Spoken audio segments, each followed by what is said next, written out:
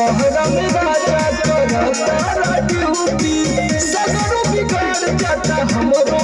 duty ना सोचा राजा जी और सुनील समार का बताई परेशानी और सुनील समार का बताई परेशानी रउआ बुझाते नहीं जैसे चूहे महुआ राजा चूहे मोर जवानी जैसे चूहे महुआ राजा चूहे मोर जवानी जैसे चूहे महुआ राजा चूहे मोर जवानी जैसे चूहे महुआ राजा चूहे मोर जवानी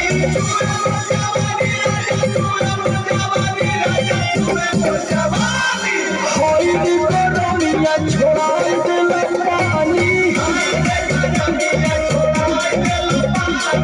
जैसे चूहे महुआ राजा चूहे मोर जवानी जैसे चूहे महुआ राजा चूहे मोर जवानी